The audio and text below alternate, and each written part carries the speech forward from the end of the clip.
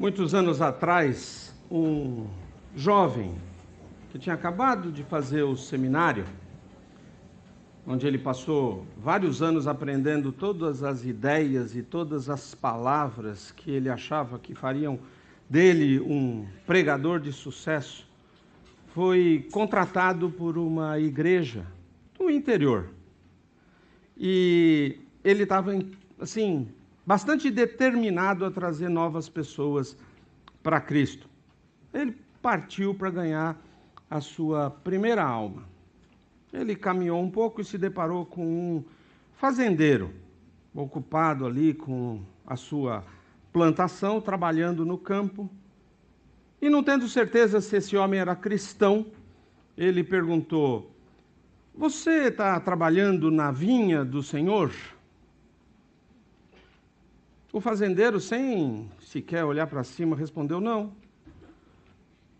Nós estamos plantando soja e não uvas." Percebendo que ele tinha feito a pergunta errada, ele então voltou e disse: "Você não entendeu o que eu estou perguntando? Você é cristão?" Com a mesma falta de interesse, o fazendeiro virou para ele e falou assim: "Não, meu nome é João. Você deve estar procurando o Cristiano, ele mora 1 quilômetro aqui para frente." Aquele jovem pregador determinado se recusou a desistir e perguntou então para o fazendeiro: "Mas você está perdido?" "Não, eu nasci e morei aqui toda a minha vida." Sem perder a chance, ele perguntou: "Mas você está pronto para a ressurreição?"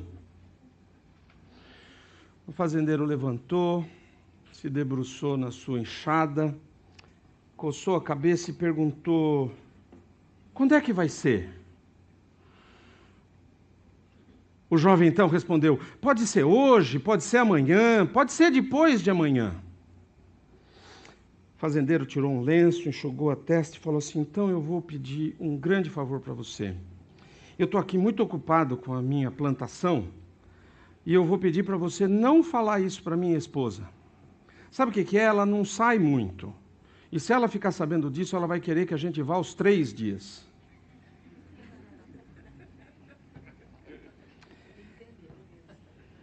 Às vezes, parte do problema da nossa maneira de proclamar o Evangelho está no vocabulário espiritual que nós usamos, porque ele não combina com as pessoas que não conhecem muito sobre Deus e que não entendem o que nós estamos falando.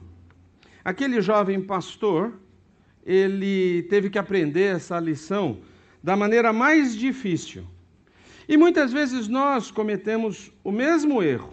Nós presumimos que as pessoas entendem o que nós estamos falando quando eles não têm a menor ideia. Para ser honesto, é fácil a gente pensar em nunca compartilhar a mensagem da Bíblia com outras pessoas. Porque uma grande parte não quer nem ouvir. E outra ainda fica ofendida quando nós compartilhamos a nossa fé. Só que este conceito é, no mínimo, lamentável, porque enquanto existem muitas pessoas que não estão ansiosas para ouvir sobre a sua fé, muitos outros estão. Todos precisam saber, ouvir sobre o amor de Deus. E eles estão buscando a esperança de vida que Deus oferece para eles. Eles querem ouvir. Embora eles não venham correndo para você perguntar alguma coisa. Nessa segunda mensagem da primeira carta de Paulo aos Coríntios, eu quero compartilhar o que Paulo fala sobre essa mensagem de Deus. Paulo nos apresenta alguns princípios sobre a mensagem, e quando ele faz isso, ele nos ajuda a entender melhor o amor de Deus por nós e a melhor maneira de compartilhar esse amor de Deus com os outros. Então se você já achou o capítulo 2 de 1 Coríntios, nós vamos ler juntos. Quero que você me acompanhe, eu vou ler o capítulo inteiro. A partir do verso 1 do capítulo 2 de 1 Coríntios, a palavra de Deus diz assim: Irmãos, na primeira vez que estive com vocês, não usei palavras eloquentes, nem sabedoria humana para lhes apresentar o plano secreto de Deus. Pois decidi que, enquanto estivesse com vocês, me esqueceria de tudo, exceto de Jesus Cristo, aquele que foi crucificado. Fui até vocês em fraqueza, atemorizado e trêmulo. Minha mensagem e minha pregação foram muito simples. Em vez de usar argumentos persuasivos e astutos, me firmei no poder do Espírito. Agi desse modo para que vocês não se apoiassem em sabedoria humana, mas no poder de Deus. No entanto, quando estamos entre pessoas maduras, falamos com palavras de sabedoria, mas não com o tipo de sabedoria desta era ou de seus governantes, que logo caem no esquecimento. Pelo contrário, a sabedoria a que nos referimos é o mistério de Deus. Seu plano antes secreto e oculto, embora ele o tenha elaborado para a nossa glória antes do começo do mundo. Os governantes desta era, por sua vez, não a entendem, pois se houvessem entendido, não teriam crucificado o Senhor da glória. É a isso que as Escrituras se referem quando dizem: olho nenhum viu, ouvido nenhum ouviu, e mente nenhuma imaginou o que Deus preparou para aqueles que o amam. Mas foi a nós que Deus revelou essas coisas por seu Espírito, pois o Espírito sonda todas as coisas, até os segredos mais profundos de Deus. Pois quem conhece os pensamentos de uma pessoa, senão o próprio Espírito dela? Da mesma forma, ninguém conhece os pensamentos de Deus, senão o Espírito de Deus. E nós recebemos o Espírito de Deus e não o espírito deste mundo, para que conheçamos as coisas maravilhosas que Deus nos tem dado gratuitamente. Quando lhes dizemos isso, não empregamos palavras vindas da sabedoria humana, mas palavras que nos foram ensinadas pelo Espírito, explicando verdades espirituais a pessoas espirituais. Mas o homem natural não aceita as verdades do Espírito de Deus. Elas lhe parecem loucura, e ele não consegue entendê-las, pois apenas quem é espiritual consegue avaliar corretamente o que diz o Espírito. Quem é espiritual pode avaliar todas as coisas, mas ele próprio não pode ser avaliado por outros. Pois quem conhece os pensamentos do Senhor? Quem sabe o suficiente para instruí-lo? Mas nós temos a mente de Cristo. Pai amado, nós estamos com a Tua palavra aberta, com liberdade, e isso é maravilhoso. Por isso nós te pedimos agora que fale aos nossos corações, trazendo a Tua verdade para nós. É em nome de Jesus que nós oramos. Amém. Vamos começar olhando o primeiro princípio desse texto hoje, sobre a mensagem de Deus para nós. A primeira coisa que nós precisamos entender é a simplicidade da mensagem. Em Atos 17, nós vimos Paulo chegando a Atenas e fazendo um famoso discurso ali na colina de Marte, a um grupo de oradores experientes que estavam acostumados a debater com uma alta base filosófica e intelectual. Essas pessoas gostavam de mostrar aquilo que elas sabiam. Ele usou, então, o ídolo para o Deus desconhecido como um gancho, um meio para alcançar essas pessoas. Mas nós vimos que isso não funcionou completamente, apesar de algumas pessoas terem crido. Saindo de Atenas, ele chegou até Corinto. E aqui ele pregou para os judeus, de início, que o rejeitaram. Logo depois ele saiu da sinagoga e foi para a porta do lado. Alugou um salão e começou a pregar o evangelho e ensinar por 18 meses.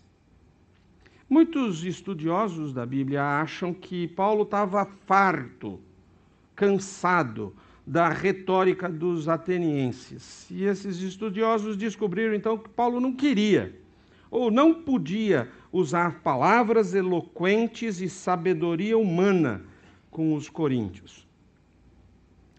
Embora tenha sido tentador ou fácil para Paulo usar a mesma estratégia que ele tinha usado antes, ele tomou uma decisão consciente de simplesmente declarar a mensagem de Jesus no poder do Espírito Santo. Como disse um pastor, quando Paulo chegou em Corinto, ele passou a ser um embaixador e não um vendedor. Ele poderia ter se concentrado nas verdades profundas do Evangelho, da fé cristã. Mas veja o que ele diz no verso 1. Ele poderia ter usado palavras eloquentes, mas ele não fez. De fato, o verso 2 diz que ele decidiu não se concentrar em outra coisa que não fosse Jesus e a sua morte. Paulo percebeu e comunicou para os coríntios o que eles precisavam. A verdade importante, que sem Jesus e a sua morte não há fé cristã. O ponto é que Jesus e a crucificação são o cerne, o centro, o núcleo da mensagem cristã. Há algumas coisas que você pode tirar da mensagem e ainda ter o cristianismo. Mas você não pode tirar Jesus da mensagem sem destruir completamente. O cristianismo sem Cristo bom, eu não sei exatamente o que ele é, mas eu sei que não é cristianismo. Não existe. Não tem jeito. Será que Paulo estava querendo dizer que ele literalmente esqueceu de tudo, de todas as outras partes da mensagem cristã, exceto de Jesus e da cruz? Não. Com certeza não. Mas ele escolhe se concentrar em Jesus e na cruz, porque isso é o fundamento simples da fé. Ele não permitiu que a lógica pagã com a qual os gregos estavam tão obcecados se tornasse o seu foco. Ele estava concentrado em Jesus crucificado como o ponto central da sua mensagem. Ele sabia que eles podiam entender mal, ou entender depois, qualquer outra coisa, mas eles precisavam entender a verdade sobre o sacrifício de Jesus, e que isso era para todos. Lembra? Ele estava falando com gentios, pessoas que não tinham vivido toda a história do povo de Israel. E ele estava apresentando algo novo para eles. Richard Foster, num dos seus livros, conta como Billy Graham chegou a pregar na Universidade de Cambridge, em meados dos anos 1950. Durante 3 noites, ele tentou tornar sua pregação acadêmica e iluminada. E a reação dos alunos foi fria. Poucos responderam à sua mensagem. Finalmente, Billy Graham percebeu que apresentar o lado intelectual da fé não era o seu dom, a sua especialidade, e ele começou a pregar aquilo que ele sabia, a simples mensagem de Jesus nos resgatando dos nossos pecados. Foster escreve assim: os resultados foram surpreendentes. Centenas de estudantes sofisticados responderam à sua apresentação clara do Evangelho. Foi uma lição de clareza e simplicidade que ele nunca mais esqueceu. Billy Graham entendeu ou aprendeu exatamente aquilo de que Paulo estava falando. Na verdade, se você perceber aí o que Paulo fala em seguida, no verso 3, você vai ver que ele admite que quando chegou a Corinto para apresentar a mensagem de Deus, ele foi em fraqueza, atemorizado e trêmulo. Paulo não tinha medo do palco. Ele não tinha medo de falar em público. Essa não era a questão. O que aconteceu foi que Paulo percebeu que para que os coríntios entendessem a mensagem da salvação, isso não ia acontecer porque ele fez um ótimo trabalho para explicar, mas seria por causa daquilo que ele escreve no verso 4. Em vez de usar argumentos persuasivos e astutos, ele confiou no poder do Espírito Santo para se comunicar com eles. Paulo não estava sugerindo que os pregadores ou aqueles que comunicam a sua fé não tenham que se preocupar em ser claros e interessantes. Ele estava tentando ajudá-los a entender que, embora nós compartilhemos a mensagem de Deus da melhor maneira possível, as pessoas que a recebem não são, em última análise, convencidas pelos nossos grandes argumentos, mas pelo poder do Espírito Santo em ação no coração dessas pessoas. Então nós temos que entender, quando se trata de compartilhar a nossa fé, nós não precisamos entender todos os detalhes teológicos. Nós precisamos compartilhar o amoroso sacrifício de Jesus e confiar no trabalho do Espírito Santo. Inteligente e capaz como Paulo era, ele percebeu que o sucesso espiritual não vem de quão talentoso é um pregador, ou quão bom você se torna em compartilhar a sua fé.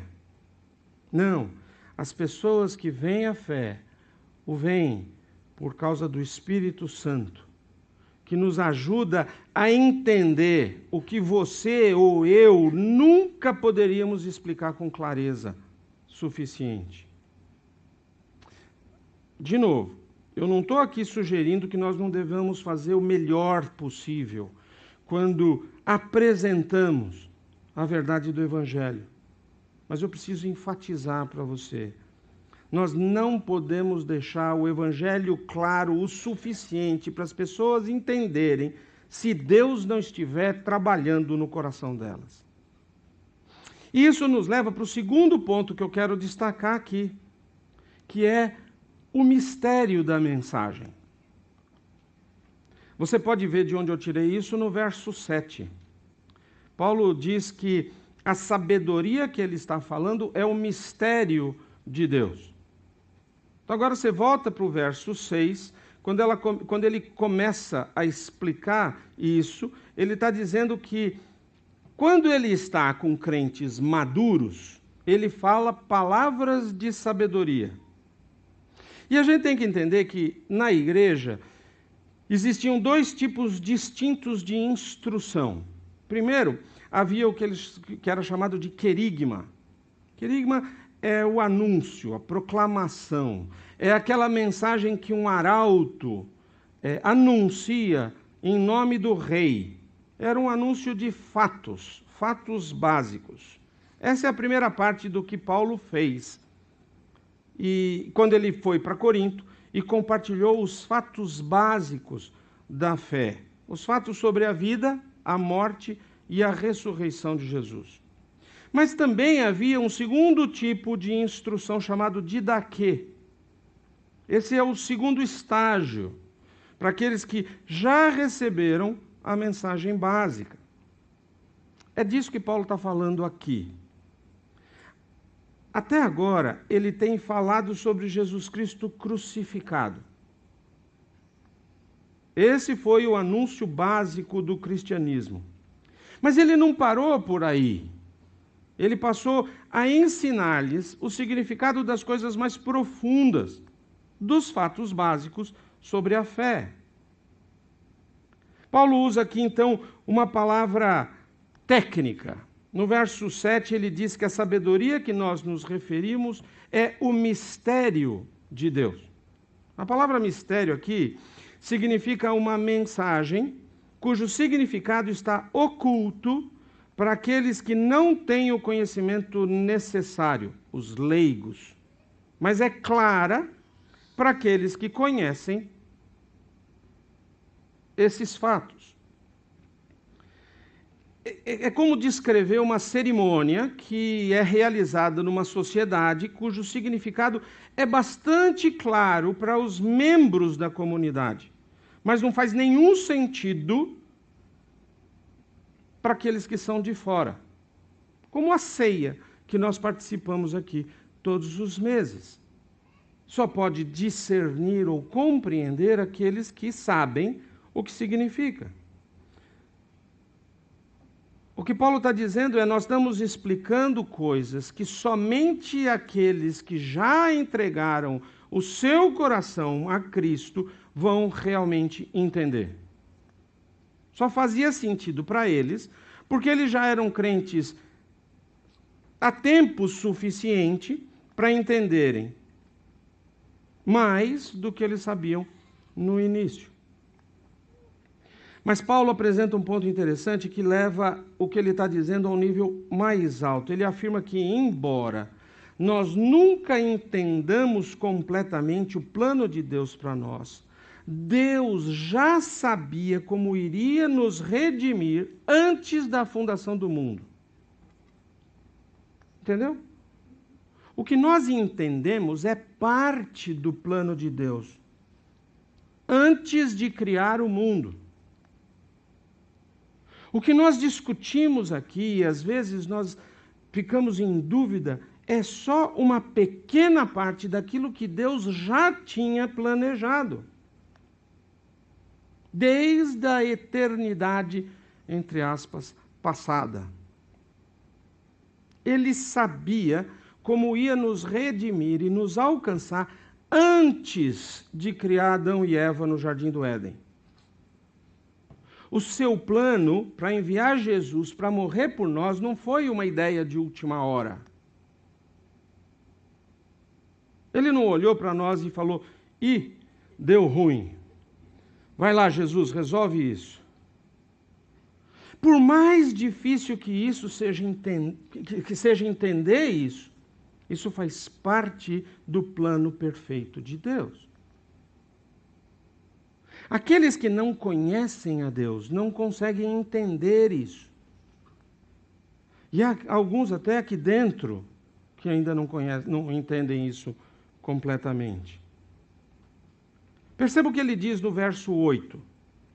Se o mundo tivesse entendido a verdade sobre quem era Jesus e por que ele veio, eles não o teriam crucificado. Então ele leva esse seu ponto para uma conclusão ainda maior. Ele diz no verso 9: é a isso que as Escrituras se referem quando dizem: olho nenhum viu, ouvido nenhum ouviu, e em mente nenhuma imaginou o que Deus preparou para aqueles que o amam. Esse verso é muitas vezes usado para nos fazer pensar que Deus está cuidando de todos os detalhes da nossa vida. É verdade, mas não é disso que esse verso está falando. Essa daqui é apenas uma outra maneira clara de dizer: nós nunca vamos entender completamente o que está acontecendo conosco enquanto nós estivermos aqui. Nós podemos entender mais do plano de Deus a cada dia, mais do que nós entendemos antes, mais do que nós entendemos agora. Mas nós nunca vamos compreendê-lo completamente.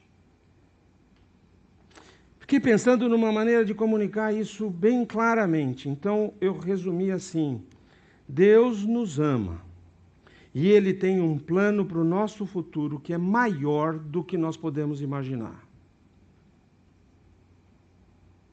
Os planos de Deus para o nosso futuro vão muito além da nossa imaginação mais criativa.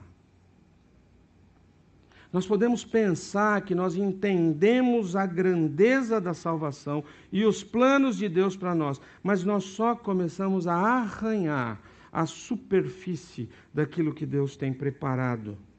Nós só entendemos um pouquinho.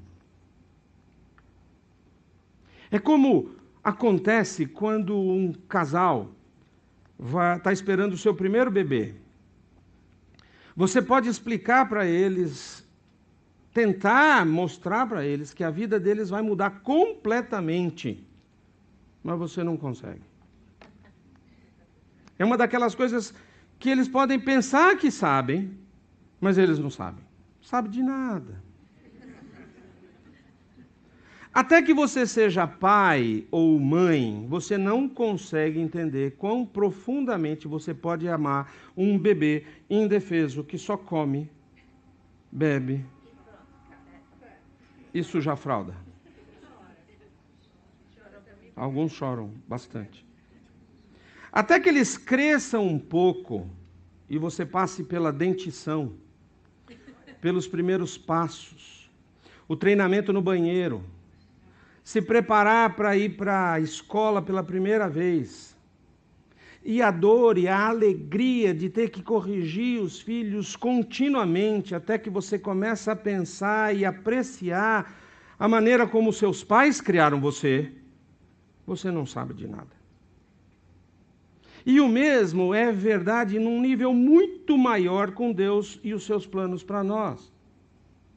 Nós não sabemos, não entendemos. Nós simplesmente não podemos entender as coisas maravilhosas que Deus planejou para os seus filhos.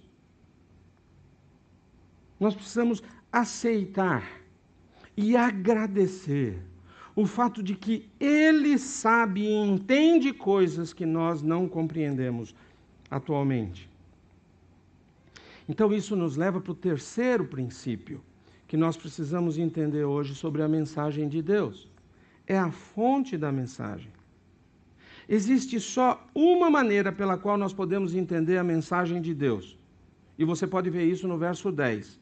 Paulo diz assim: mas foi a nós que Deus revelou essas coisas por seu Espírito. Deixa eu ser claro aqui, você não vai entender as coisas de Deus sem a ajuda dele. O mais inteligente dos homens não pode entender Deus com a sua sabedoria. Mas o mais simples de todos pode, se Deus ajudá-lo. Isso faz mais sentido quando você entende que Deus não pode ser conhecido a menos que Ele nos ajude a conhecê-lo. Ele se revele a nós. Quer ver? Deixa eu fazer uma pergunta para você. O que eu estou pensando agora? Alguém pode aí me dizer?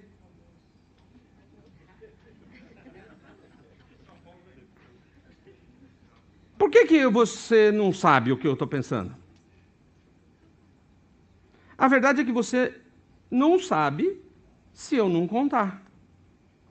Não é verdade? Paulo ilustrou a verdade sobre Deus com esse mesmo ponto. Assim como ninguém pode conhecer os seus pensamentos, a menos que você conte, num nível ainda maior, não há como conhecer os pensamentos de Deus, sem que Ele mesmo se revele. Aqui está o ponto.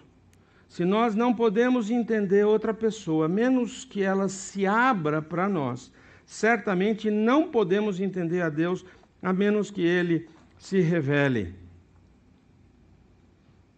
Isso significa que aqueles que não são cristãos, aqueles que não têm o Espírito em si, não podem entender a Deus.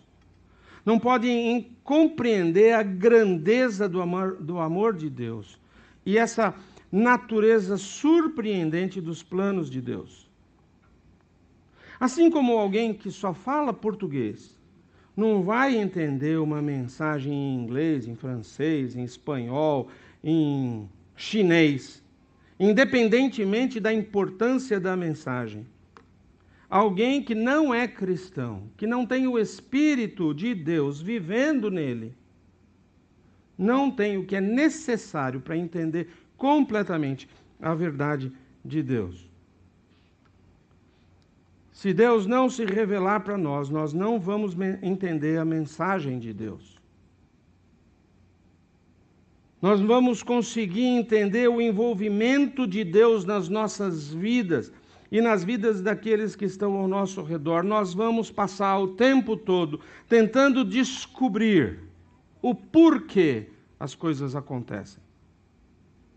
E vamos perder a oportunidade de ouvir o que Ele tem para nos dizer.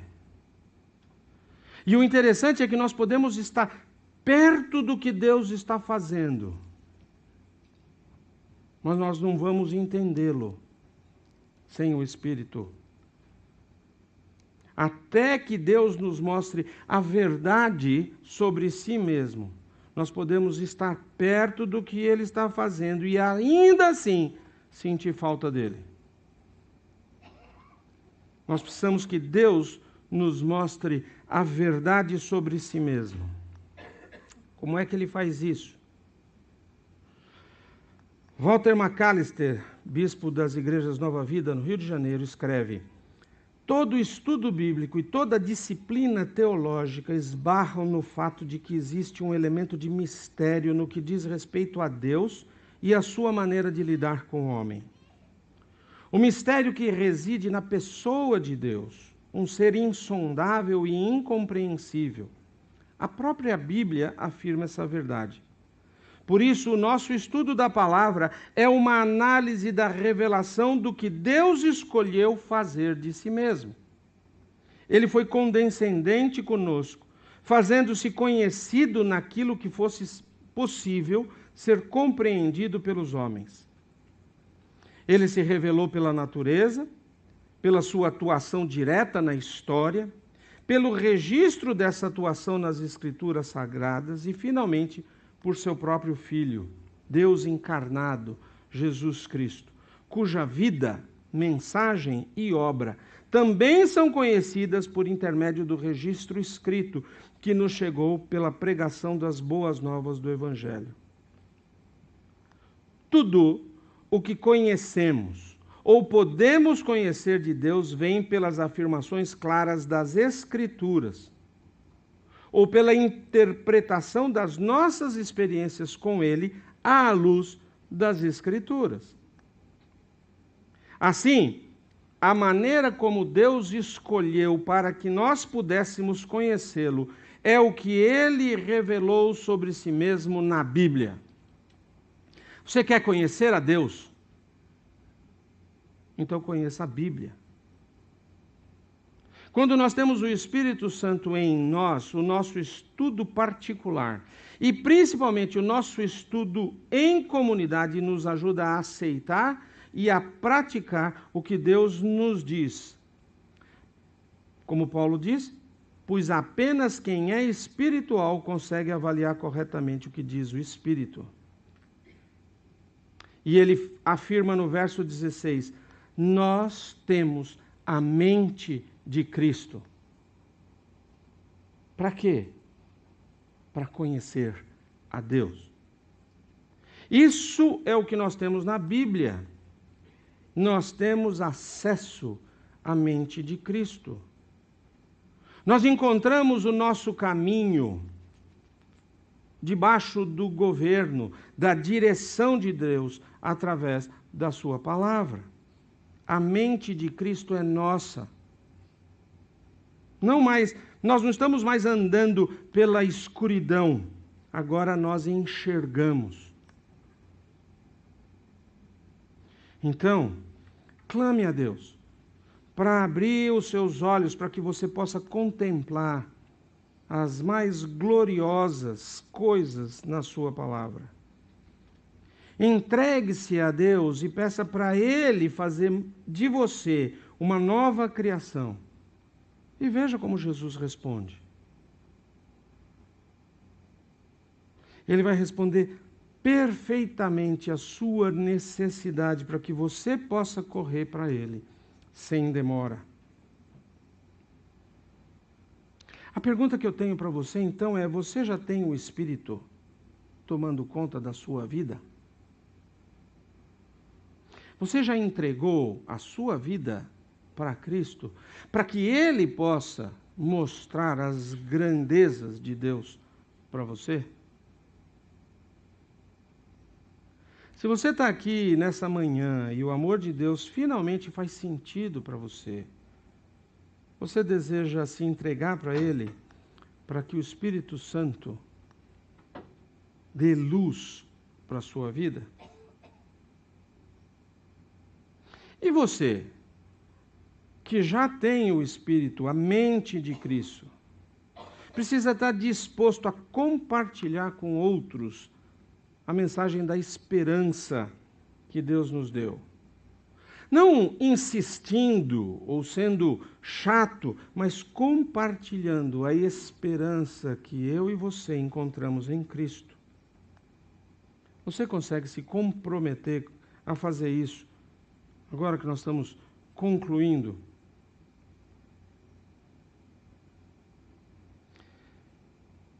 Se você tem este desejo de deixar que o Espírito Santo seja o dirigente, o Senhor da sua vida, eu vou pedir a todos que agora fechem os seus olhos, abaixem sua cabeça, e se você está tomando essa decisão, eu vou pedir que você fique em pé.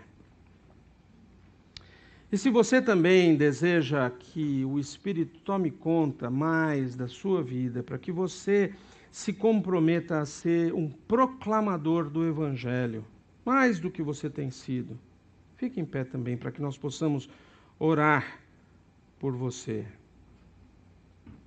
Aceite este compromisso nesse momento.